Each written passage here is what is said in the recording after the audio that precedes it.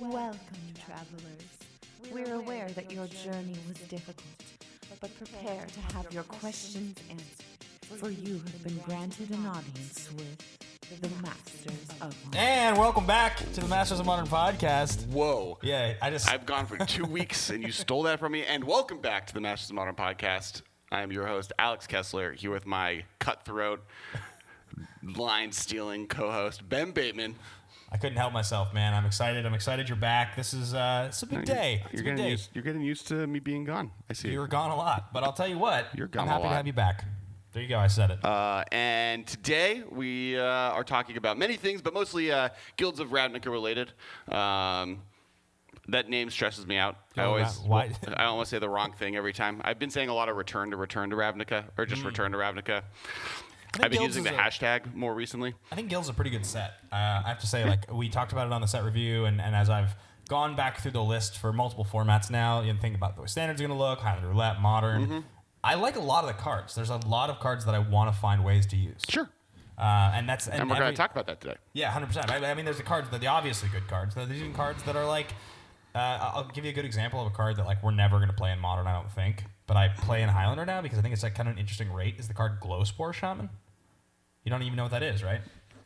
It's green-black for a 3/1 that when it enters the battlefield, put the top 3 cards of your library into your graveyard, and you may put a land card from them on top. Yeah, we talked about it. It's just like an interesting card where you're like, I could basically play a lower curve and set the top of my library with a land to hit my 3rd land drop and still have 3 power on turn 2. The thing is in Modern, the cards that, like, there's the green and 1, you do that, but you get to put the land in your hand, and that's just going to be a better card in Modern. But when you are in a singleton format where you want multiple of that effect, the more the merrier. And a 3/1 is a better. So I'm saying you get 3 body power rate. for 2 mana. Like it's a cool way to be kind of proactive, but also we've got our producer is pointing and alerting. It's a live show. What's going on, Mike? I thought it was skipping. I think it might have been on my end. Okay, great. So no glitches there. But anyway, so it's an exciting set, and I'm happy you're back to talk about it because there's a lot that's going on. So while you are sharing out links quickly, I'm going to just introduce. I share links. Oh, really? Yeah. Can I keep going? Sure. This is the Masters of Modern podcast. We talk about Modern here. We're going to be reviewing all the big decks from over the weekend from the Dallas SCG Open. There's some really cool new Modern results to talk about there. Alex is going to sing an a cappella song that he's prepared in his 2-week absence. He's very excited. Baran. I made it up. Ba. You have to do the. I can't. That's an acapella can't be one. Yeah. That's like a solo. Ooh, we got Jeff Roberts tweeting a cool list to you. He says in the chat. Sweet. I'm Alex Kessler, and you can find me on Twitter at KessWiley. And I'm Ben Bateman. You guys can find me on Twitter at Ben Bateman Media. And this podcast is at the MMCast. And if you're watching the live stream, you can actually go submit a sweet deck list if you have one, because we'll be talking about sweet deck lists, and maybe we'll look at the one you guys send us on Twitter. And also, we have a YouTube channel, which if you're watching this, you know that. Please subscribe, comment. If you're listening to this on audio and you want to help us continue to grow, guys, because that is what we're trying to do, is get bigger, more presence in the world for the Masters of Modern podcast. Been eating a lot recently. Yeah. Just gained some weight. We're growing a lot. Go subscribe to us and find us on YouTube. It's youtube.com/c/the MMCast. That is the thing, and we have new stuff coming. So that is the intro. I suggest we get into the weekend results. Let's talk about SCG Dallas, the Modern Open. Okay. It was won by 4-color Death Shadow by Peter Holman. Death Shadow's back. Don't you feel like Death Shadow has kind of been the deck that's just like lingered for a year? It's like it had its 2 months in the sun at one point. Remember when I was like, let's ban Death Shadow? I remember. Pepperidge Farm remembers. Bringing that meme back. I remember it as well. This is like a combination. This is a combination of the Grixis Shadow lists that eventually replaced the Jund Shadow lists, and then those original Traverse Jund Shadow lists. It plays basically both things. Yeah, it's just a combination of both things into one Uber Death Shadows list. It's like I'll play 1 copy of Goreclan Rampager in the deck, and I'll still keep my Traverse package. I'm really excited about that Goreclan Rampager. That's a card that like hasn't shown up in Modern since it was in Standard, and now people are like, this card. Remember there was a point when there was that Gruul all-in Modern deck for a second that played 4 of these? They played 4 of those, 4 of your Burning Tree Emissary. It played Goyfs, and it was powerful. Yeah. And like it was they really had fast. turn 3 kills, right? Like, yeah, it was like really that's fast. basically become Goblin Bush or 8-whack, right? Yes. Like Bushwhackers replaced Goreclan Rampager because you're just going wide is better than going tall. Totally. So yeah. So this deck is pretty sweet. There's like nothing crazy here. It's got 2 copies of Assassin's Trophy in the sideboard, which is a newer card, obviously, but otherwise this is just what we've come to Interesting expect. the board, which is fascinating. We'll talk about kind of winners and losers. Like basically the segments for today is going to be, we're going to talk about this tournament, we're going to talk about some sweet brew ideas, and then we're going to talk about winners and losers from RGR. Yeah, modern winners RGN. and losers, cards that have disappointed, cards that have been winners. We're going to go through each of those things. So the big thing that's happened, and you can see it here, is that Dredge is back in a big way, and just Creeping Chill has made that deck so much more powerful. The 2 and the 3 slot here at this SCG tournament, Ian Thorne and Alec Jones take 2nd and 3rd. Let's compare the list. But even if you go to the top 18, there's 1, 2, 3, 4, 5, 6 Dredge decks. Yeah, 4 Creeping Chill in the 2nd place list. Pretty much what No, I it's expect. going to be pretty standard. I mean, messing around with Creeping Chill and Arena in Standard, which I know we don't want to talk too much about, but that card is what made that deck possible. It's like that in Arclight Phoenixes, where I'm just self-milling with that blue enchantment that mills you when you cast blue spells. And you underestimate how much of a life swing 3 and then the second one 6, damage, and then you gain 6 life. So you're just so much farther ahead of them. And it's already a deck that's putting them on the back foot. So just free burn spells is really good. Can Burn beat a Creeping Chill Dredge deck anymore? Is it possible? I mean, it's possible. You can always stumble. Seems I've definitely incredibly difficult, though, right? dredged and then got 5 lands off of a Stinkweed Imp, and then I have no way to do anything anymore. But yeah, the math on your chances probably gets so much worse. Yeah. I think it becomes much Like you probably just hemorrhage 15%. Right. Just based on that one card. But yeah, these 2 lists look pretty similar. The sideboard is nothing too interesting. But definitely very, very cool to see. The other big news from this tournament though is there's a lot of returns here. Speaking of returns to Ravnica, Humans and Infect. Humans took 3 of the spots, and then Infect took number 8. So yeah, looking at these Humans lists, again, we've seen a lot of consistency from these Humans lists for a while now. This main deck here is not playing any copies of our Girl Knight of Autumn. Girl Knight of Autumn? Yeah, it's a female Knight of Autumn. It's 3 females. It's 3 females. The 3 Bill Knights. But it is playing 3 copies in the sideboard, and I think from what I have seen from the people that have been playing, it does look like that is a pretty standard play. You've got 2 copies of it in the sideboard. Over here in the 2nd list, Tajik. Look at that. You seen this? Yeah. 2 copies of Tajik. I saw that Tajik is seeing some play in Humans. It's really good because it just turns off Lightning Bolt, or they have to bolt him and he's going to get damage in, and it makes your other threats bigger. It's a new legendary creature. It's a human soldier from Guilds of Ravnica. White, red, 1 for a 3/2 haste with Mentor. Prevent all non-combat damage that would be dealt to other creatures you control, and you can give him first strike for Boros colors. That's pretty interesting. I didn't really register this card as relevant to Humans. If you're playing if you're playing the limited format, you realize that this is just an insane card in limited. Yeah. But Humans is basically a weird limited deck that's working, right? It's it's a bunch of random dirtily 2-drops that all are kind of fine, but then because they all just stop your opponent from doing anything, and then this guy lets you kind of do big swings into blockers that let you win the game, and he pumps one of your things to make him bigger. Every single one of these lists was playing at least 2 copies of Knight of Autumn on the sideboard. That's interesting. 8th place is Infect. Thomas Berry playing Infect. 0 Guilds of Ravnica. Just the metagame has lined up where Infect is good right now for whatever reason. This is we've seen it probably this has speaking of having a bad matchup against Dredge, for Burn, I would guess that Infect actually is a pretty good matchup against them. They can't really block anything you're doing very easily, and you're more aggressive than they are. Yeah, and this is a fast deck. This is the kind of deck where Humans can try to disrupt you, but if you can get around them one of their tricks once, you can just close the game out. Right. That's how fast this deck is. Yeah. I mean, you're obviously your single copy of Spell Pierce here in the main is not very good, but if they, I don't know, what's something they're going to do to you? So if they look at your hand with a Kitesail Freebooter and they take one of your spells, but you've got one other. You know what I mean? You play such a density here. You have such a density of threats. Your Rancor is really good against them. And and one of your main ways of killing people is a flying land. What does Humans do against that? They have to try to block with Freebooter. I mean, that's right. A more Mantis Rider, but that's too slow against you probably. Maybe they get it down on turn 3. I mean, this deck is going to get around their blocker or their piece of disruption, or it's not, and you'll get on the back foot.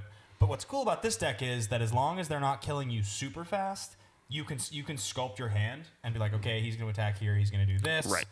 you know, that's pretty cool. And I agree with you. Yeah, your flying land is the thing that really makes this deck great. So yeah, but 0 copies of Gil's Ravnica cards. And the last card that rounds out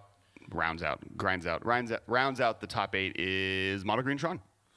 Yeah, single copy of Mono Green Tron, which Tannen Grace was playing to a 4th place finish. Actually, friend of the cast. I know Tannen. He's really nice. Yeah, hung out with him and Ruben at GP Atlanta. Awesome. And he's Ruben Bressler's like old roommate in Vegas or before Vegas, I forget. But yeah, 0 copies of cards from guilds in this deck in this set as well. Just doesn't want to do anything new, sticking to his guns. Yep, old school. Yeah, but really good, really powerful. I mean, this is Mono Green Tron. It's funny how the way that these decks work. Like you'll see one person adopt one thing, then the rest of the world adopts it.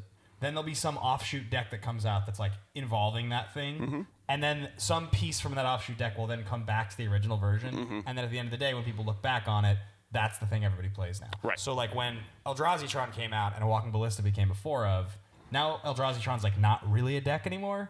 But now regular Tron just plays 3 to 4 ballistas in every single deck. Right. Well, and something that like I find interesting, and Mono Green Tron and Infect doing well here, I think are actually good representations of that, is the way Modern leans out, I would say like 40% of the field is playing something metagame. They're playing something new. They're playing something good that they've been working on. They're trying something out. And then the rest of the metagame is just playing the decks they always play.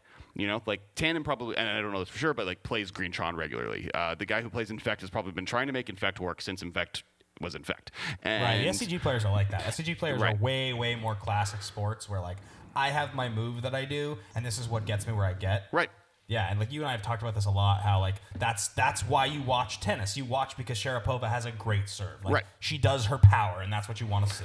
And I've often said that tennis and Magic are like very comparable in the way like tournament structure ways and the way you watch players. But the thing about that is it means like modern tournaments are very interesting representations of metagames because you'll have this kind of situation where it's like, oh, these 6 decks are like humans doing well and Dredge doing well are just like, this is what's good in the metagame right now. But then Mono Green Tron and Infect doing well means that like these decks are weirdly well positioned here by accident. Like Infect just like did well this weekend because all of the decks that are good this weekend happen to put it into a favorable position. It's why like Elves or Merfolk or Affinity will randomly just take down a GP is because that weekend that deck was good because the metagame kind of lined up for it. And it's kind of a cool way to see like the outliers in top 8s like this are the ones that I'm most interested in because you're seeing a new way of how the format is shaping out.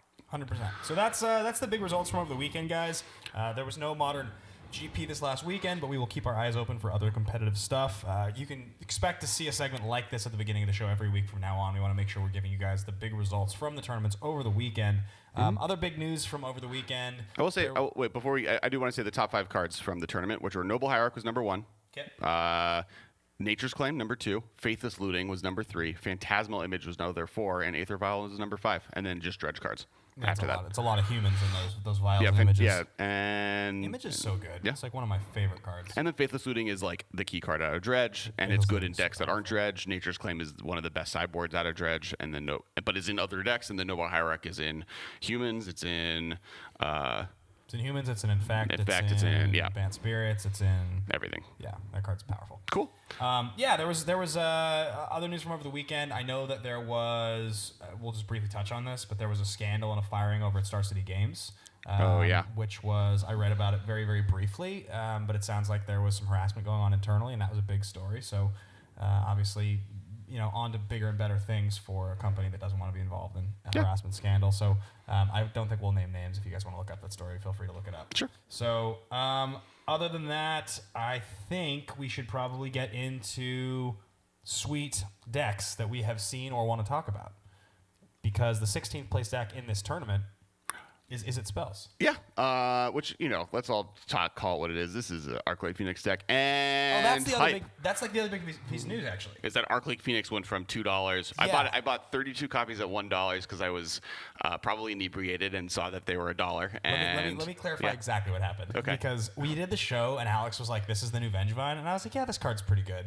And then we were in Dallas at Toy Fair, and we had had a very long day one, all setting up.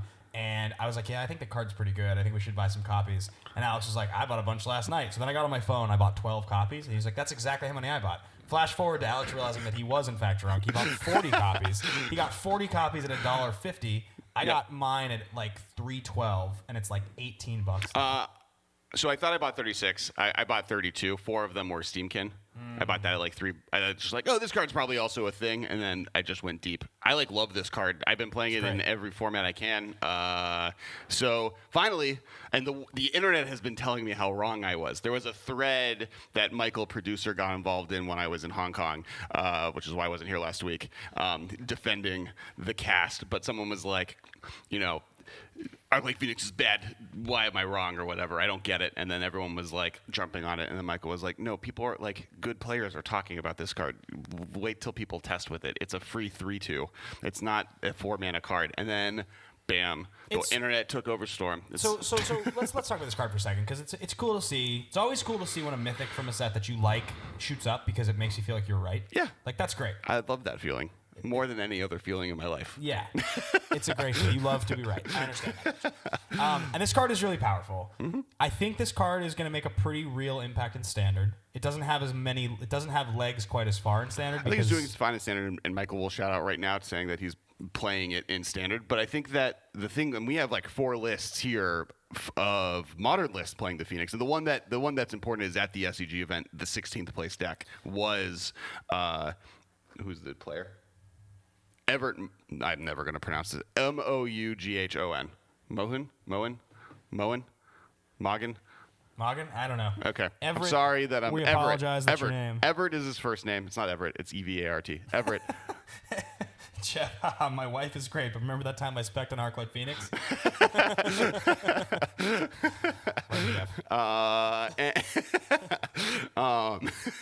But Bedlam Reveler and Arclight Phoenix and Thing of the Ice and Jace Prodigy are all like cards that definitely make sense together, and then just a bunch of really good spells.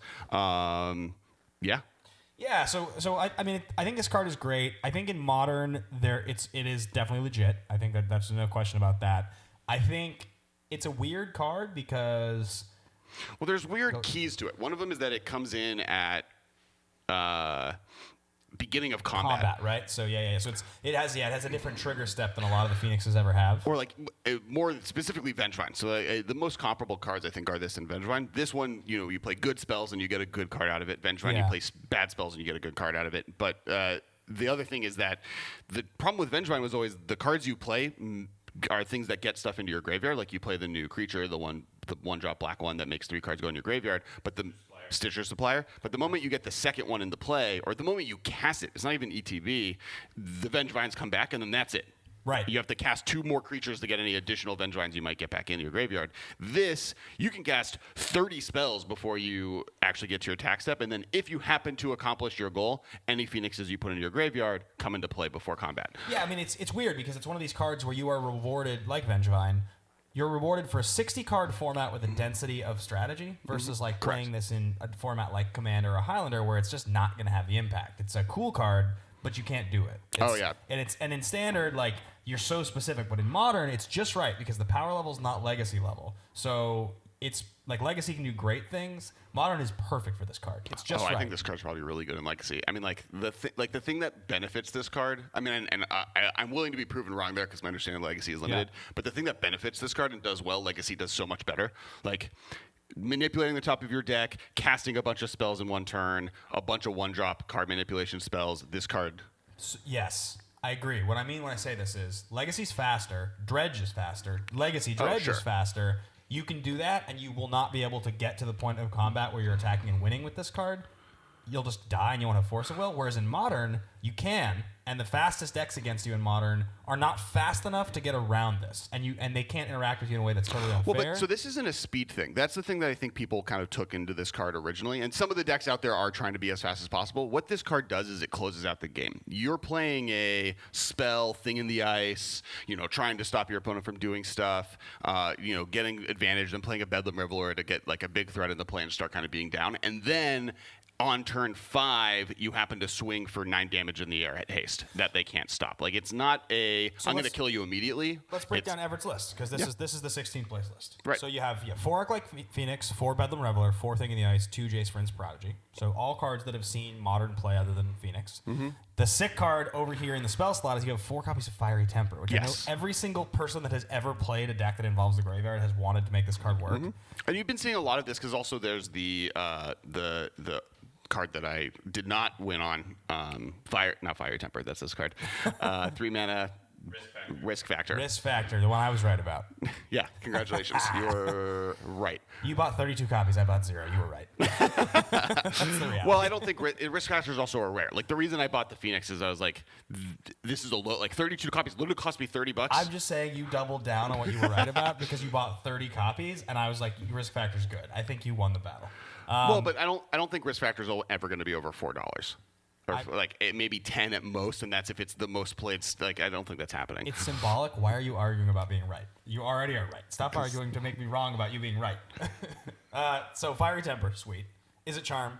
The like redheaded stepchild of decks like this in Modern that always is the card and then eventually gets subbed out for not the card you want. I don't think it will here though. You think it's perfect? Well, I think like the draw 2, discard 2, and is a spell is like super relevant.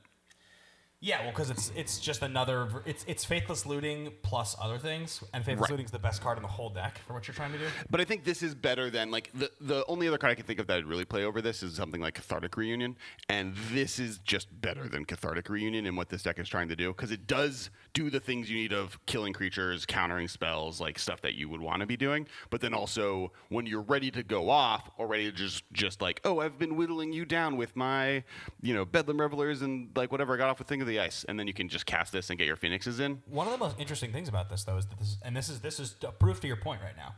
It's playing 4 copies of Visit Charm, but only 2 copies of Thought Scour. Yeah, that's kind of fascinating because, like, if you were to ask me, like, in a vacuum in a blue-red spells deck, there's no question that I would say play more Visit Charms than Thought Scours. Thought Scours would be one of the first cards I put in the list. Mm-hmm.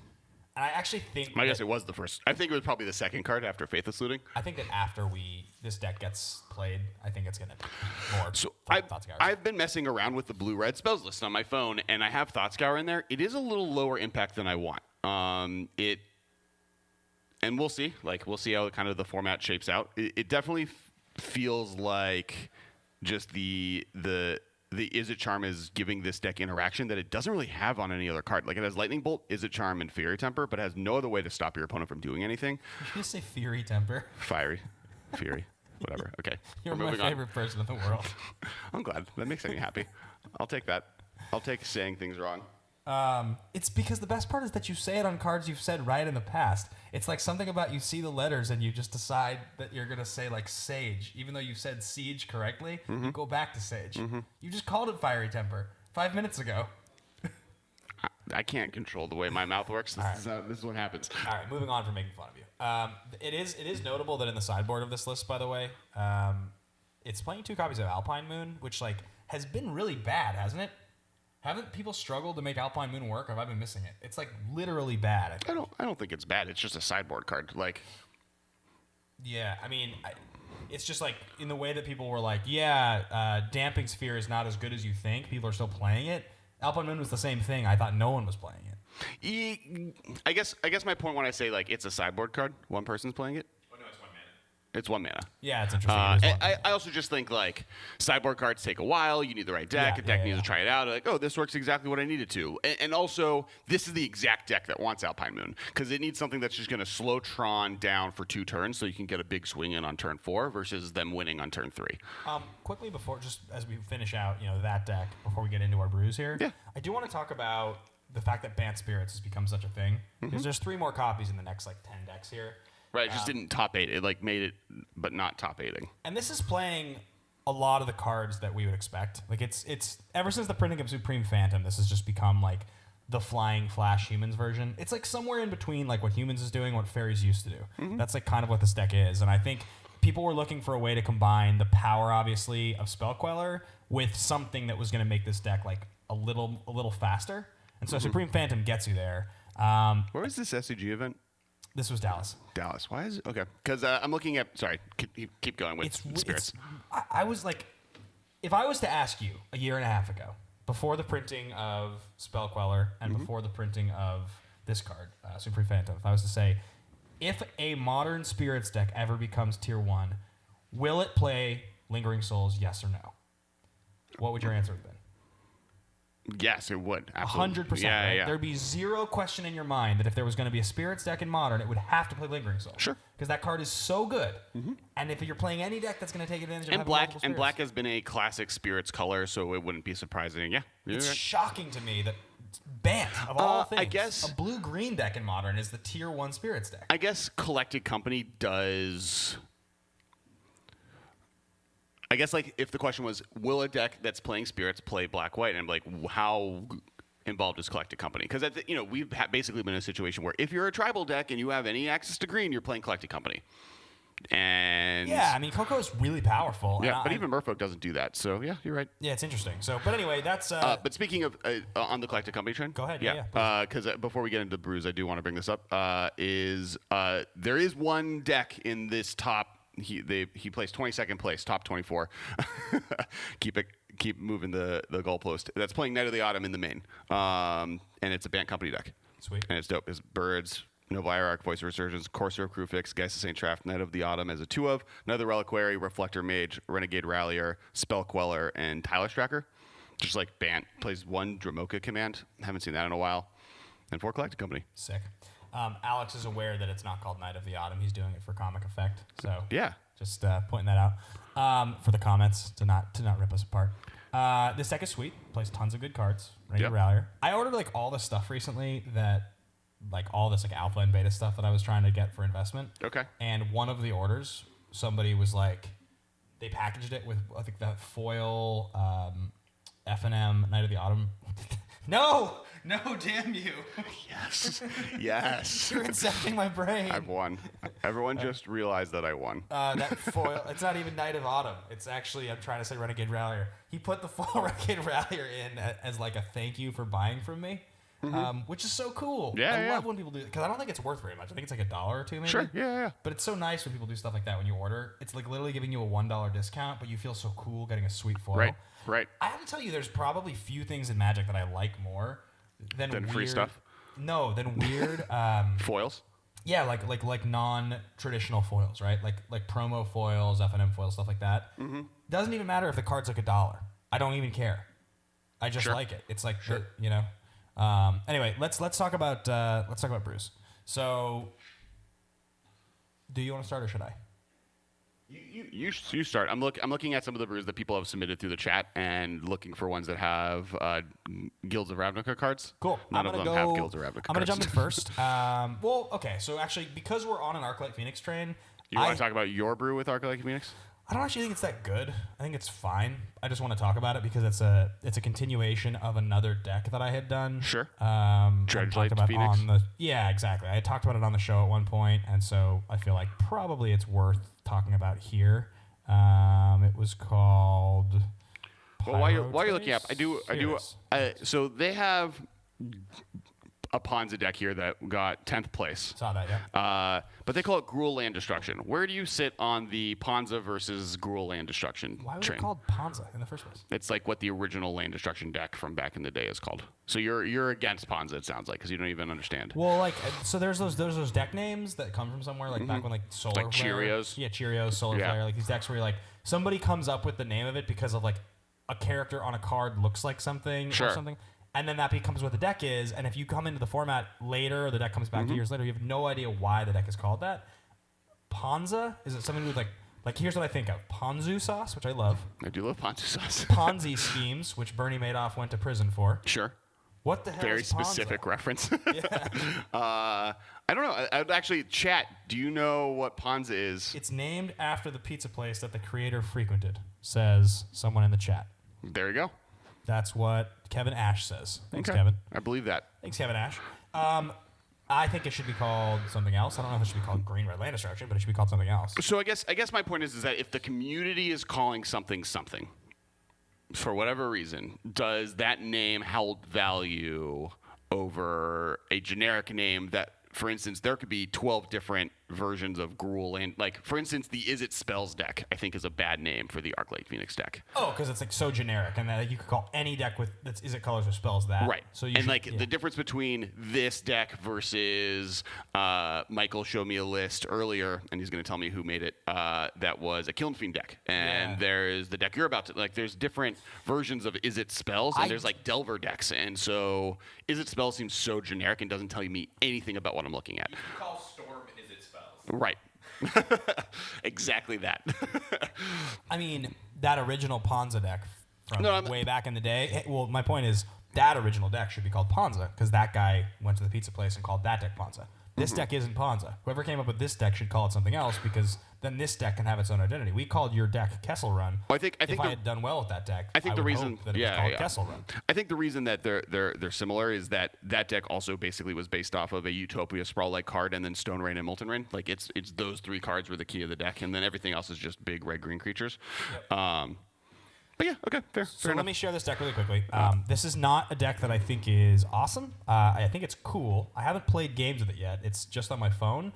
But this is a continuation of the deck that I built a while back and took to whatever the GP that I played in the trios with Ryan Sconard and Eric Weiditz was. And this was the Life in the Loam Flame Jab deck with all of the Thermo Alchemists and such. And so I had talked about bringing that deck back because I think the printing of Electrostatic Field is pretty cool for this. It being a 0/4 is, I think, a little more relevant than being a 0/3. Doesn't die to Lightning Bolt. So I tried to go back to this deck and make it with Electrostatic Field and Arclight Phoenix. What I found was black didn't serve the purpose that it used to, and so I ended up building a deck with 4 Electrostatic Field, 1 red, 1 colorless for a 0/4 Defender Wall. Whenever you cast an instant or sorcery spell, it deals 1 damage to each opponent. 4 copies of Arclight Phoenix, 4 Bedlam Reveler, because it's going to help me, dump and refuel just like the other decks do, and then tons of cool spells. So 4 Looting, 4 Bolt, 4 Visions, 4 Thought Scour. The only green card in the main deck, is 4 Life from the Loam, and then I'm playing 4 copies of Flame Jab, and the last card, which I think is spicy, is 4 copies of Pongify. So you guys know that I love Pongify. 1 blue, instant planar chaos, destroy target creature. That creature's controller puts a 3/3 green ape creature token into play. A couple reasons it's in here. Obviously, destroying one of their creatures. You have a 0/4 wall and a 3/4 Bedlam Reveler on the battlefield, so you don't really care about giving them a 3-power creature very much. Sure. Secondly, you can destroy your own Arclight Phoenix with it, get yourself a 3/3. It counts as one of the 3 spells necessary to get the Phoenix back, and then you play 2 more spells, you get Phoenix back, it attacks, and you're left with a 3/3. So I think I personally think Pongify and its later reprinting of Rapid Hybridization are kind of underplayed cards. I think they're really interesting cards. There's not that many spells for 1 mana at instant speed that say destroy target creature. There's some, and giving them a 3/3 is not nothing, but there aren't that many. And the fact that your 2 main threats being Arclight Phoenix and Bedlam Reveler play well with it. Now, I think now that we've seen Arclight Phoenix decks kind of succeed and some of them doing well, I think that you want to really look at the deck that's just done well. Because I think the core idea of Life of the Loam and Retrace and Arclight Phoenix and Bedlam Reveler all doing really well together is a strong concept. I think the idea of a random 0/4 wall that just pings them when you could do something like, I think honestly a Thing of the Ice in that slot is not a bad idea, or something else that takes what you're doing and benefits off of it in the same way other cards are doing. 0/4? Yeah. So then it plays well with Pongify. Right. So that might just be better. Yeah. You'd be dead right. That could be the one card that needs to swap out. Because I think like Loam with Flame Jab in a deck like this with Phoenix as a threat is pretty good. Yeah. No. That's what I'm saying. I like the core idea of Loam, Arclight Phoenix, Flame Jab, Bedlam Reveler. It like gives you basically like a second Arclight Phoenix. It gives you a second thing. Like, and I've seen other people play in Mardu lists with Lingering Souls because you need more than one thing to kind of take advantage of from the graveyard. Yeah. And that does that. It gives you it gives you a little bit of a long game plan, and it like guarantees getting Arclight Phoenixes basically after turn 5. Isn't Reveler with Loam just insane because of the way it works? You can discard Loam to it and then draw one and then dredge dredge it back it as as one of the cards. 3. That's pretty good. Yeah. Like, That's I think pretty your deck awesome. is doing a lot of really powerful things. It's just how do you take advantage of it to the greatest extent, and which cards are you playing that could be better cards? Yeah, so that was my first brew. I haven't actually played games with it, but I think it's pretty fun. And Can your dome? I was able to read it. that's Jeff Roberts. Mentioned Soulscar Mage in the board as an additional out to large creatures I like Soulscar Mage a lot. I think that card is great. because it lets you erase stuff with your retrace. Yeah, because it Soulscar Mage is 1 red, I believe, for a 1/2 with all damage, non-creature damage you control has Wither, I think is what it is. Yeah. Right? So if All non if you have a direct damage spell, it does a -1/-1 counter instead of so damage. Lightning Bolt is -3/-3 to a creature permanently, and that's and it also has prowess, so it gets bigger. Well, so, it's really good with he's saying it's really good with the retrace spells. Flame Jab. Flame Jab, Yeah, it yeah. just lets you go. It's particularly insane. I mean, the only problem with the whole Flame Jab, It also has something. It gets bigger. It has prowess. prowess. Yeah. the only issue with the whole like Flame Jab loam engine, and I found this before, is that you're very disruptible to graveyard hate, and B, it's not doing enough with the rest of the deck that's going to control the game all the way. That's why I'm saying something like a Thing in the Ice, where you permanently will basically wipe their board, and like one of the negatives of Thing in the Ice is it bounces your stuff too, I believe. And with Arclight Phoenix and Bedlam Reveler, that's actually a strength, not a negative, and you end up being fast with it. So you have a threat in play that's not like, oh, I need to keep retracing stuff. Once you flip it, you now have a 7/8 that's just going to get in there and start doing damage. It's possible Young Pyromancer is the better card in that slot instead of Thing in the Ice. I've heard that Young Pyromancer is bad right now. Interesting. Like I cannot prove that as true, but I've heard that, and I think as a sideboard card, switching those out for each other, or just putting Young Pyromancer in instead of other parts of your deck, if you want to become less graveyard centric, isn't a bad idea. But I've heard that those 1/1 tokens aren't that beneficial in this format, where like one of the things I like about it is that your Pondify targeting one of the 1/1s makes another 1/1 and a 3/3. So it's another way to take advantage of your Pondify in a I'm going to crack back with more damage than you can handle kind of way. Yeah, I think the issue is more that just like things on the ground don't do anything. Like a bunch of you're a deck that's trying to do big swings and do a bunch of damage to them, and that's a card that wants you to kind of be a slow grindy deck that slowly kills them. Actually, now that I think about it, again, I think we're going to move on from this idea because I don't know if it's any good, but don't you think that actually that's really good? Doesn't it mean just Pondify is just a 1 mana 4 power instant end of turn? If you have a Pyromancer? You just turn one of the 1/1s into... And maybe the answer is just play both. Like you play something that has some Young Yeah. Pyromancers. Like I think you need more threats in this deck anyways. That isn't a 0/4 wall that does 1 damage every turn. So, other than that, let's move on to our next brew. Yeah, next brew. Is you have all the brews. Oh, okay. I do. I have one from... Unless you want to just keep talking about Arclight Phoenix decks. No, I mean, that deck is sweet. The other brew that I want to talk about here, it's another blue-red deck. This one is from Brian R. Brian is the host of the MTG Cold Brew podcast, in which he takes a card that he thinks is bad, or the world thinks is bad, and tries to brew and talk about it on the show. And he's a friend of the show. I got to meet him and hang out with him at GP Texas, Sure. San Antonio, last year the team won. And so he sent this list to me this morning on Twitter, and I think it's really cool. The heart of the deck is that it's playing 4 Pyromancer Ascension and 4 the Flame of Keld. Most of you guys are probably pretty familiar with Pyromancer Ascension. It's the one that once you get a certain number of counters on it, it copies your spells that are in your graveyard. Flame of Keld, on the other hand, is a saga. It's 1 red, 1 colorless. It's an uncommon. And the first ability is discard your hand. The second ability is draw 2 cards. And once the third ability hits, it says if a red source would deal damage to a permanent or player this turn, it deals that much damage plus 2 to that player or permanent instead. To go alongside that, you are playing 18 lands, just a straight blue-red simple mana base, 4 Ancestral Vision, 4 Faithless Looting, 4 Lava Spike, 1 Flame Jab, 4 Gut Shot, 1 Izzet Charm, 4 Lightning Bolt, 4 Manamorphose, 4 Thought Scour, and finally, the Guild of Ravnica card, 4 Mission Briefing. It's the Surveil 2, and then you get a Snapcaster effect out of your graveyard. This deck is all spells, and it's so turbo. Like, I think the turn 1, the turn 1 Ancestral Vision, turn 2 either a Pyromancer Ascension or Flame of Keld is probably your ideal setup to win on turn 4. Sure. Right? Yeah. No, I think this takes advantage of Mission Briefing in a way that's really interesting because, like, this is a type of deck that you want to be able to cast spells multiple times. And, like, Mission Briefing, both A, can target itself, so you get that trigger off of it, but B, lets you kind of on turn 4, any 1-drop you have, you get 2 casts off of it, which is good. To actually clarify that, your Ancestral is not going to come off till turn 5, so you actually wouldn't win the game on turn 4. It's probably setting up a turn 5 win, but that just refills, or you win. Well, but you need, so like you want really your turn 3 and turn 4 to turn Pyromancer Ascension on. Yes. So your turn 5 is normally in those types of deck when you win. Anyway, Storm, it was the same way. Yeah. I'm excited. Because I guess Flame of Keld you don't want to play on turn 2 because then you're discarding your hand on turn 3. Yeah. That seems bad. Yeah. Yeah, so you play a little later. Yeah. Yeah. Seems awesome. Yeah, you want to get Pyromancer Ascension down as soon as you can, and then everything else is kind of playing on that game plan. No, I like the deck. I think Pyromancer Ascension has always been a powerful card since Gitaxian Probe was banned. It's kind of fallen out a little bit of a favor. Yeah. And definitely not played in Storm. It's been replaced by Baral, basically.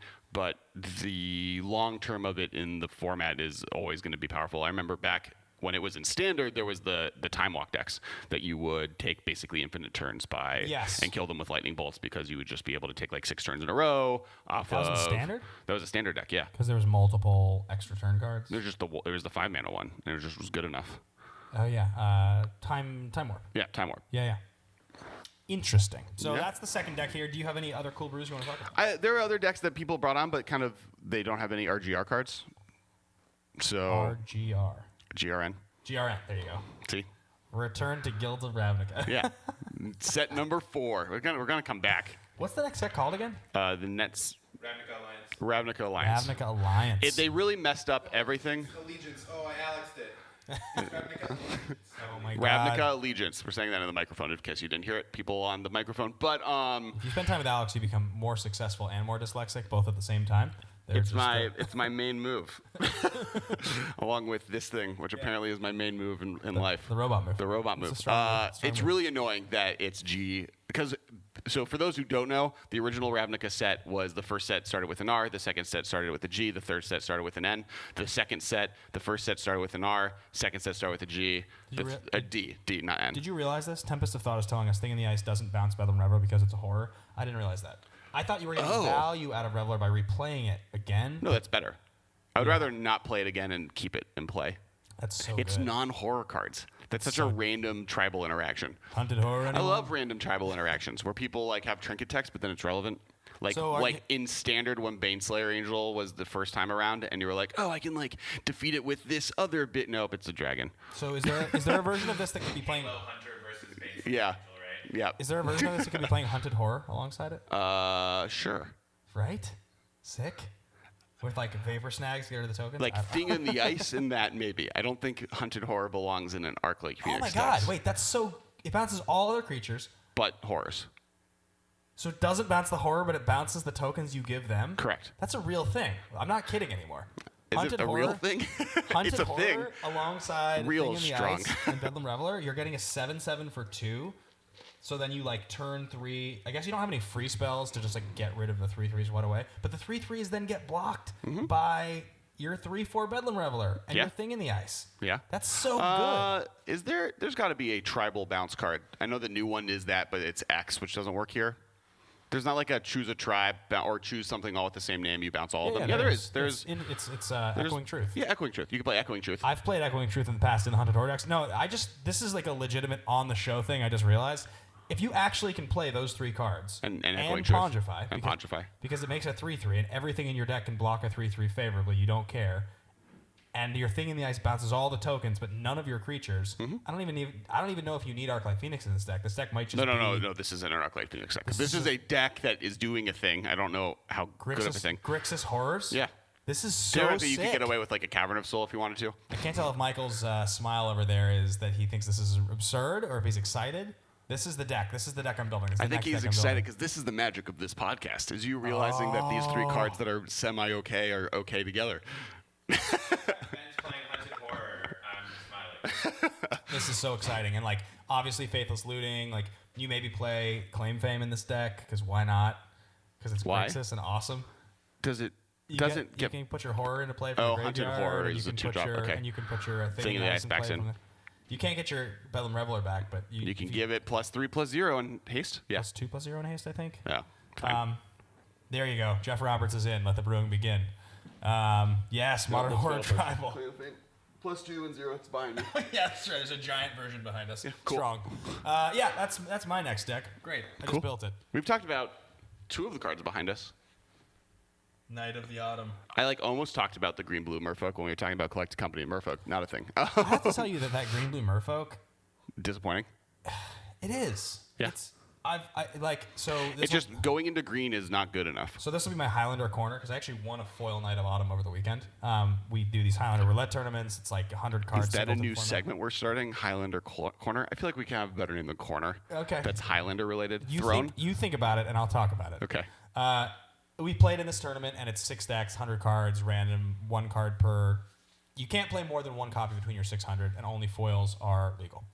Anyway, every single one has like basically a themed set of prizes. Mm-hmm. So this time it was foils from Guilds of Ravnica. Mm-hmm. So first place was Foil Assassin's Trophy, then Doom Whisperer. I got third, and I took a foil Night of Autumn. I probably could have taken Aurelia. Mm-hmm. The red-white card was actually probably the third pick, but I know I'll play this. But anyway, that was a lot of fun. And one of the decks I play is, it sounds horrible. Are you proud of yourself? That was Ben. No, that was Michael. And I've had this mono blue Merfolk deck that was playing all the bad free counterspells for a long time. It was like super fun. It played Thwart, it played Foil, it played obviously Daze and Force, it played Misdirection. I mean, I literally tried to play every free card I could. Currently it's playing Snapback. I even considered Tidal Bore at one point. This is every bad return an island or like pitch a card to do something effect I could come up with. Mm-hmm. And it used to win a lot. The Merfolk deck. Yeah. I made it blue-green at one point because I could accommodate blue-green because I didn't have any other blue-green decks. Mm-hmm. Mistbinder was the card that I was like, I get another 2-mana Lord. Mm-hmm. Were you playing Collected Company in another deck at that point anyways? No. So it's good in Company, the deck. Yeah. I got the new Branch Walker, sure. Right? I even tried Jaylight Ranger, even though I think going double green's a little hard. And the deck is so much worse. The power is so much higher, but the deck is so much worse, and I can't figure out why. And I have to tell you, the difference in Island Walk and no Island Walk on Mistbinder is so significant when you're trying to push. Sure. It's crazy. I can't believe how disappointing that card is. Like, I would never have expected. And in the end... I'm disappointed in it like a father is disappointed in his child. And don't you agree that in Modern, in the end, the blue-green decks just weren't as good? They're just Merfolk hasn't been a thing since then, so I don't know if it's the blue-green issue or if just Merfolk is badly positioned in this format and Humans is a better version of it. Highlander Hideout. Wait. Jeff Roberts says, boys, you really need to check out some of the interactions in the list I sent. I've got a 4-0 with it 2 weeks straight. It's super sweet. Can we look at Jeff Roberts' list really quickly before we wrap up? Jeff Roberts, can you tell me what the list's title is so that I know which one I'm looking at? Because I'm looking at like 4 different lists and none of them have people's Alex names on them. It up, No. But you didn't react to my name for the segment. What was it? The Highlander Hideout. I'll take it. Yeah. 100%. I would be really happy about that. The Highlander Hideout. And then Michael just dropped pun game on us and we got distracted. You guys we've just left the Highlander Hideout. We'll see you guys next time. Yeah, we just left the Highlander Hideout. Quickly before Treehouse. Quickly before Alex that apparently does not exist because Jeff's list, we're going to do a couple of shout-outs. The first one is that we have a Patreon, patreon.com/the MMCast. That is how we continue to expand the show. We would love to continue doing more cool things, and that's how we're going to do them. The camera that we are recording on, that you guys are seeing us on, it's because of the Patreon, and we need to be able to continue upping the show because with our schedules, it's been difficult for us to be here and accommodate all the expansions that we want. So please, guys, help us out. Patreon.com/the MMCast would be awesome. Other than that, we already talked about Twitter. We already talked about YouTube. There is Jimmy and Josh, our buddies. They started a show called The Command Zone. And now Josh is a show called Game Nights. And Josh is now the herald of that. Yes, Jimmy is off in the world gallivanting. Is a Mulan character. Yeah, he's in Mulan. And check them out though. Also, Rit. Company. Actually, both of them got really fit. They're like doing good. Is Josh really fit? Yeah, he got jacked. Yeah, he's got some guns. Nice, way to go, Josh.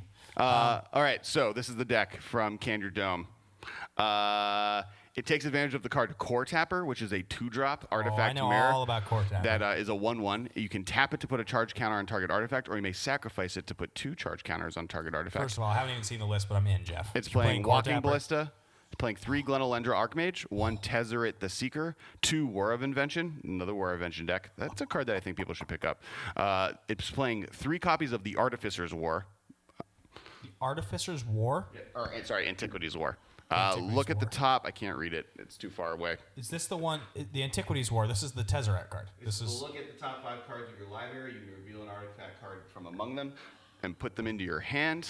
put the other on the bottom. So basically, look at the top 5 cards of your library, find an artifact, and then the bottom one is everything becomes a 5/5 and attacks. Yeah, this is it's like a 4 mana. It's a 4 mana saga that's basically a combination of Tezzeret, Agent of Bolas, and Tezzeret the Seeker. Yeah. It, like, does both things.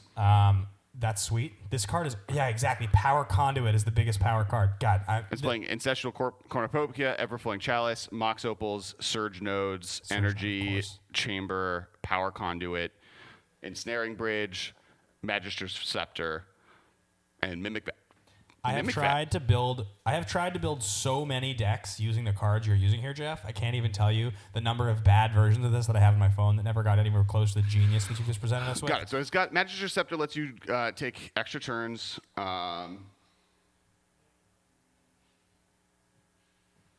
You perhaps should up the brightness on your computer.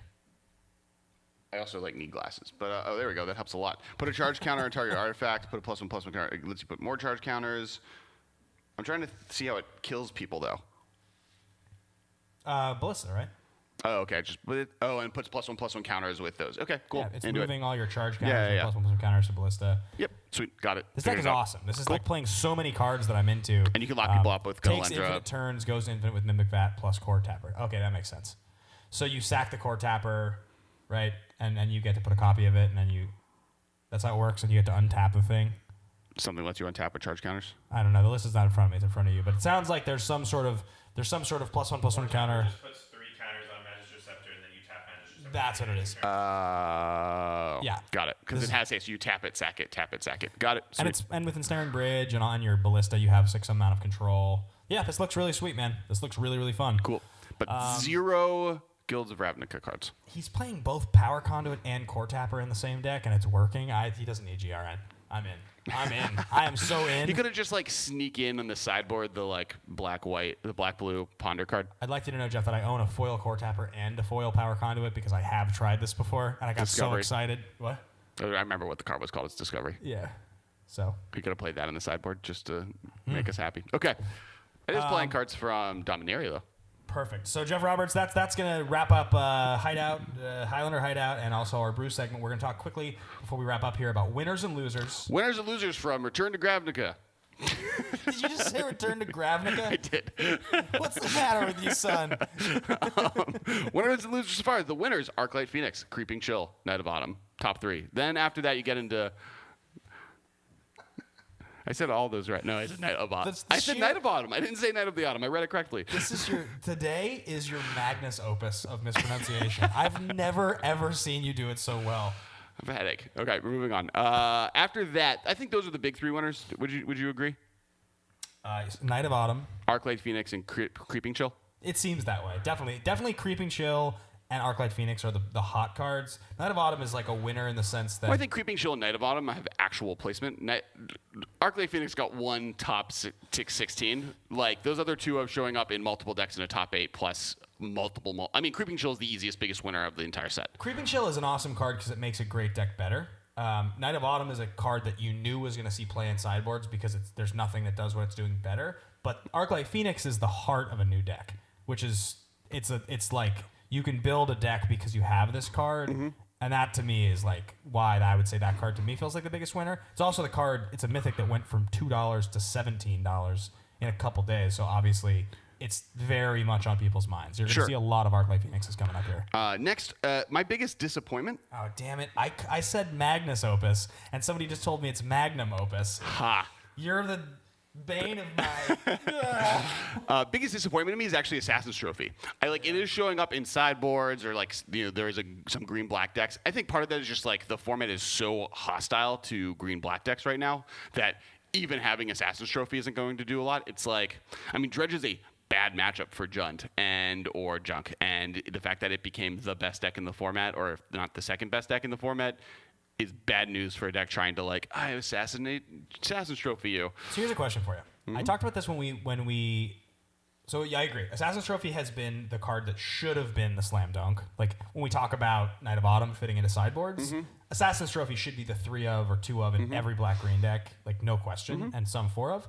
I talked about when we did the show, the review of that card, this Leonin Arbiter kind of deck that takes advantage of people not playing enough basics and or not being able to search. So talk to me about this. What if you're basically playing Rock Hate Bears with 4 Arbiter, and what's the other best ability that doesn't allow them to search? It's the Flyer, the Mind Sensor, another preview card of the cast. Yes. 4 Mind Sensor, 4 Arbiter. You play like 6 hand disruption spells, a Rock mana base with no fetch lands because you don't want to run into your own thing. So that's hard to do. It's doable. I mean, you play less maybe. But you're playing 4 No, Assassin's Trophy. you cannot play fetch lands. We went through this that one time. Fetch lands and Leonard Arbiter cannot be in the same deck. So you just, okay. I think this You'll is just like, oh, I lose. And if you're a tournament, an oh, I lose for an entire day is like a big oh, I lose. I still think you can probably do this deck, and you probably play Bird of Paradise on turn 1, so you can get turn 2 Arbiter. Okay. Or turn 2 Mind Sensor. But you're playing 4 Path, 4 Assassin's Trophy, 4 Ghost Quarter in the spell slot. I guess, like, I don't know if Assassin's Trophy really adds that much more to a deck that's already good with just Ghost Quarter and Path. I mean, you just, like, think like Humans has no game against you at all. That deck doesn't, like, need Assassin's Trophy. It's already okay. Oh, like you're saying, like this is basically like a slightly worse version of the like Eldrazi, Tron, or Hate Bears decks. Yeah. Like you making your mana base so much worse that you will lose games multiple times in a tournament because your mana base is bad to get like 4 extra copies of Path. Maybe.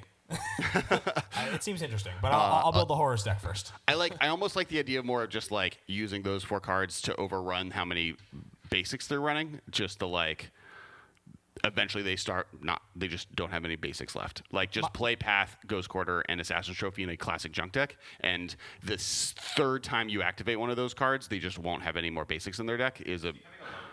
Maybe. I was thinking, what I actually was thinking is rather than Loam, what I think I would do is I would play Reminap Excavator, the 2/3 for 3, the Crucible creature. Sure. And I would try to actually have him as a threat as you make it impossible for them to ever play a land again. Right. Like that's Ghost more Quarter them out.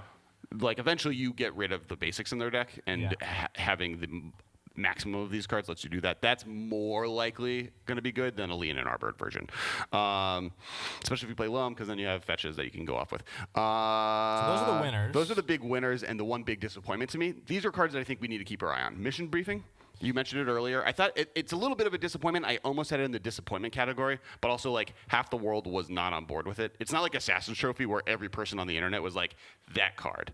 Kind of like Night of the Autumn is in that world. Like if Night of the Autumn wasn't in multiple decks in the top 8 this last weekend, it would be a disappointment, but it is. Unlike Assassin's Trophy. Yep. Missions Briefing, everyone was kind of like you were on board of this card is not that good. Yeah.